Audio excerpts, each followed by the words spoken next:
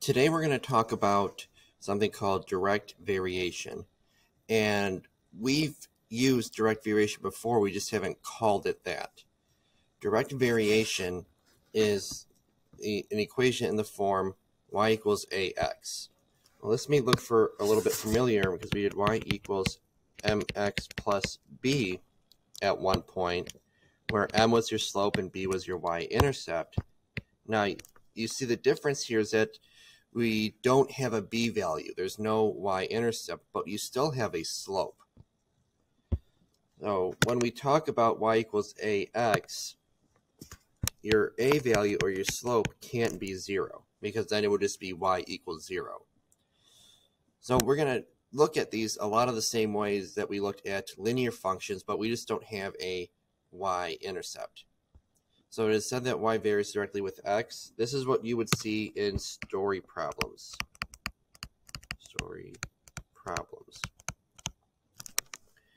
And the non-zero constant, that a term, is called the constant of variation. But if we compare that to y equals mx plus b, we see that your a value is just your slope. So when I ask you for that constant of variation, it's just a fancy way to ask for what is the slope here. So you can go about it the same way. So you can look at the graph. The slope of a direct variation equation y equals ax is a line with the slope of a and a y-intercept of 0, like I was saying. Look at this line here. It has a y-intercept of 0 and a slope of 1/2, so that would be your constant of variation, 1/2. You see this other line, slope of 0 and a slope of -1. Again, that would be your constant of variation. So if we look down here, this says write and graph a direct variation equation that has -3, -9 as a solution. So we know that 0, 0 is a point on this graph because that's what a direct variation has.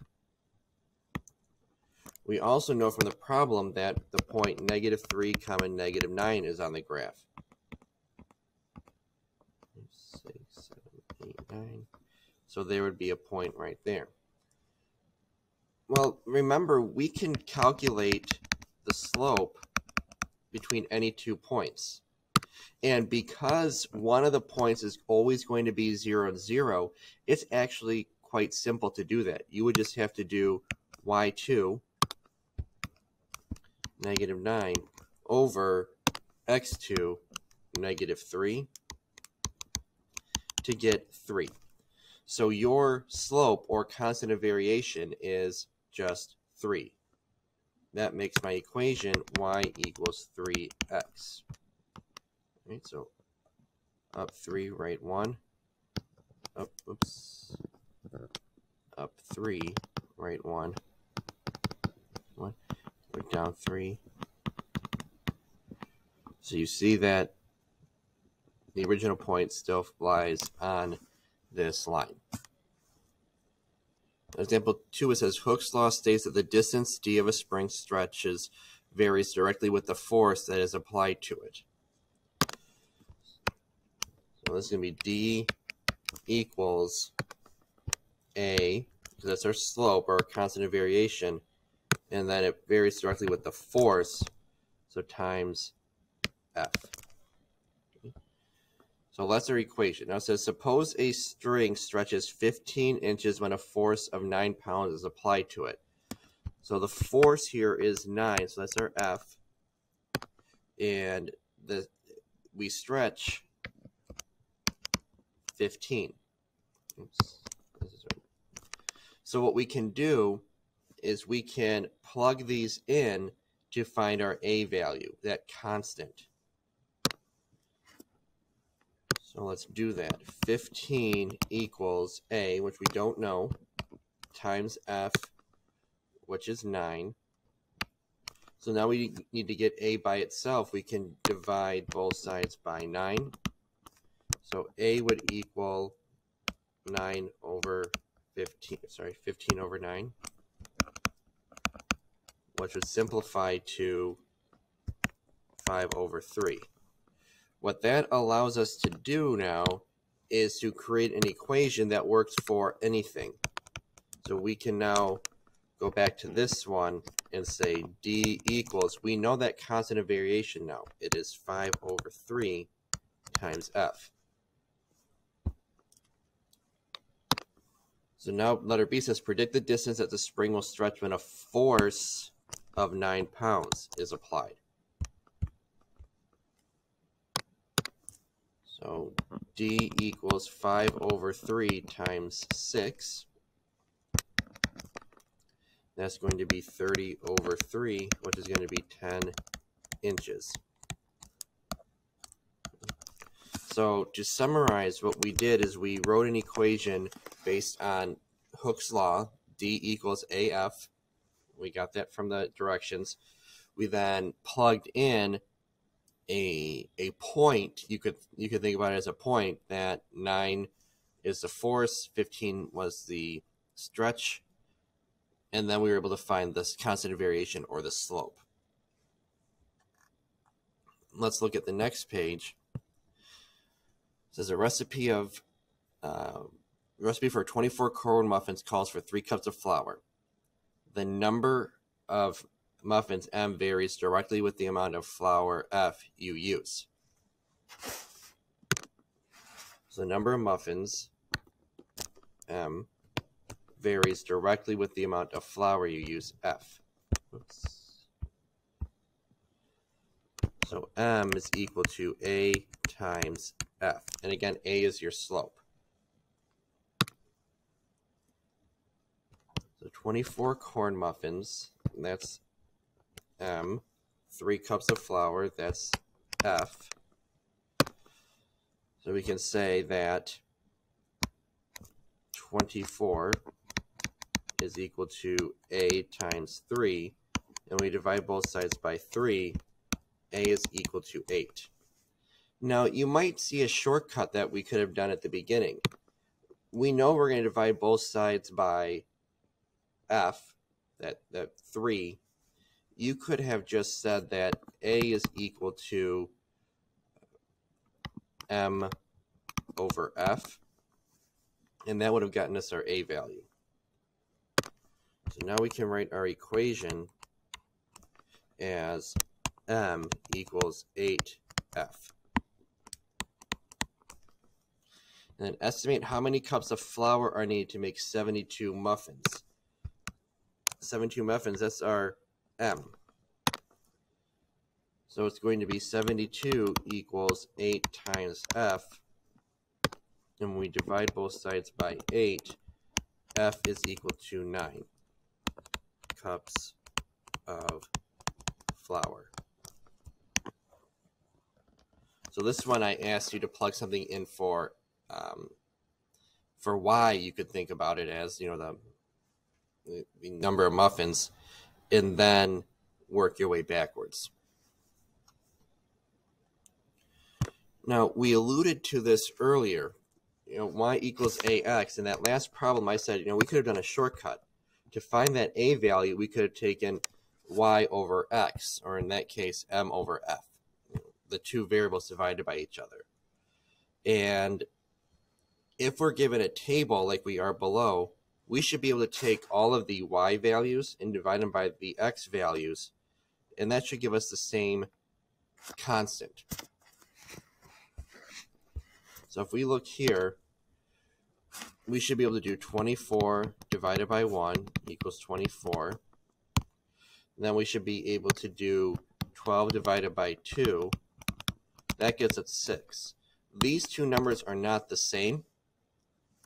So this is not direct variation.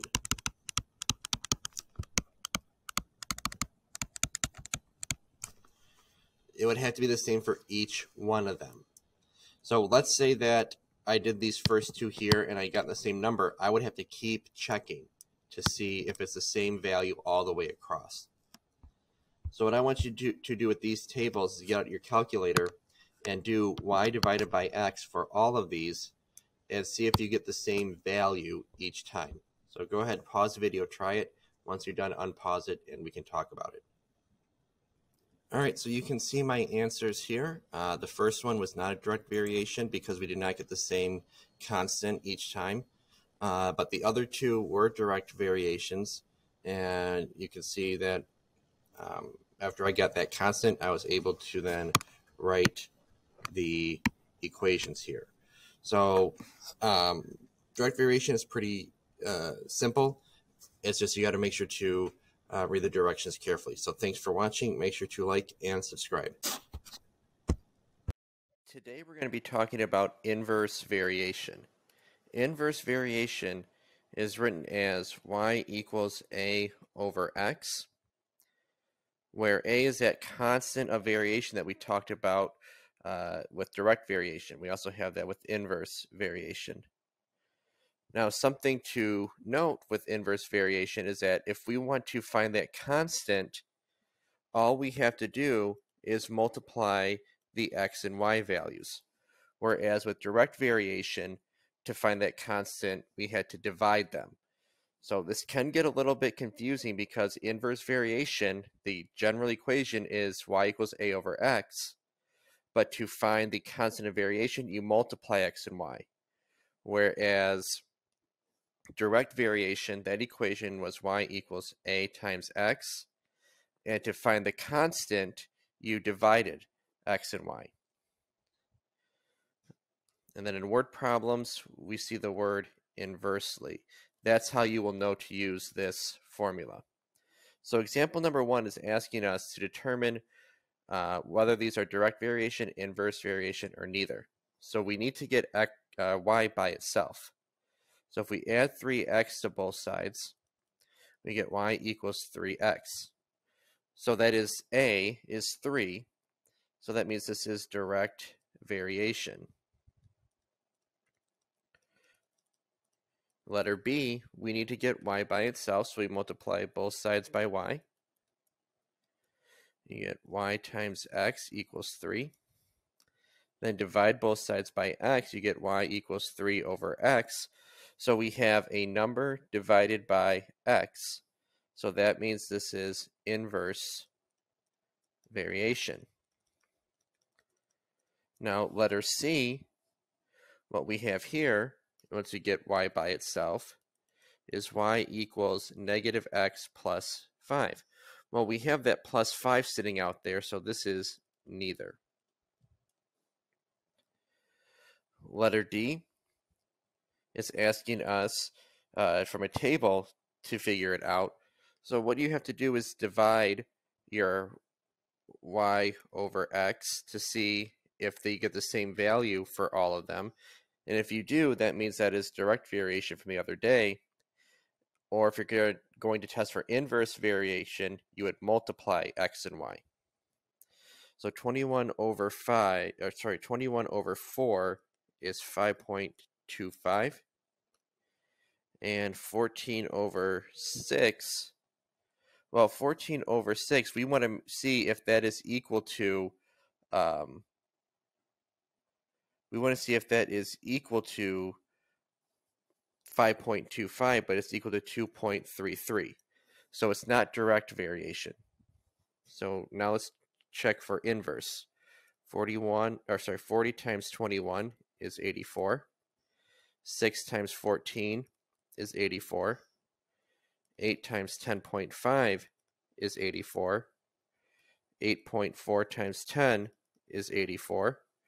And 12 times 7 is 84. So since all of these are equal to 84, or the same number, this is inverse variation. If just even one of those was not the same, then we could not say that this was inverse variation. So down here, I want you to try all of these to see if it's direct, inverse, or neither. So pause the video, try them all, and once you're done, unpause it to see what you get. All right, here are the answers. So like I said, you needed to get y by itself in all of them. So for letter E, you get y by itself. I get y equals negative 2x. So that means that it's a direct variation. Letter F, it was already in y equals a over x, so that's inverse variation. Now letter G, once I started manipulating that, I got y equals x over 5. Remember, inverse variation is a over x. So this is not an inverse variation one. So what I did is rewrite dividing by 5 as multiplying by 1/5. So now it's more obvious that this is direct variation because your a value is 1/5. Then for letter H, I multiplied all the x's and y's and got the same number, which was 9, which means that this was an inverse variation one. So down here, I want to do this problem. The variables x and y vary inversely, and y is 15 when x is 3. Write an equation that relates x and y, then find y when x is equal to -10. Since we know this varies inversely, to get our a value, we can do 15, a equals 15 times 1/3, 15 over 3, which is 5. So now our equation is going to be y equals 5 over x, and it's asking us now to plug in -10. So y equals 5 over -10, which is equal to -1/2. Right, on the next page, so the general equation y equals a over x for inverse variation can be written as a equals x times y. We talked about this a little bit, and this tells you that the set of data pairs x comma y shows inverse variation if the products, which means multiply, are constant or approximately constant. So let's look at example number 3 here. So moving cartons are manufactured in a variety of sizes and shapes to accommodate the variety of objects that need to be packed. The table compares the area A of the bottom of the rectangular carton in square inches with the height h of 4 available cartons that have the same volume. So all of these things have the same volume, but the height and the area of the base is going to be different. This is write an equation relating A to H. Well, if we multiply all of these, 50 times 24 is 1,200. 100 times 12 is 1,200. 120 times 10 is 1,200. And 150 times 8 is also 1,200. So that means this is inverse variation, where your constant of variation is 1,200. So that is going to be our equation, but we want to make it relating A and H. So A is equal to 1,200 over H. Sorry, over H.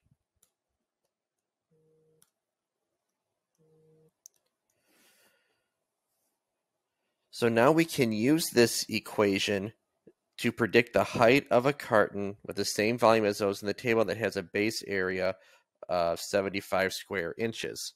So this is my A value. So 75 equals 1,200 over H. Well, we'll multiply both sides by H. And we get 75H equals 1,200. And what we're going to do next is divide both sides by 75. So 1,200 divided by 75, and we get 16. So H is equal to 16 inches.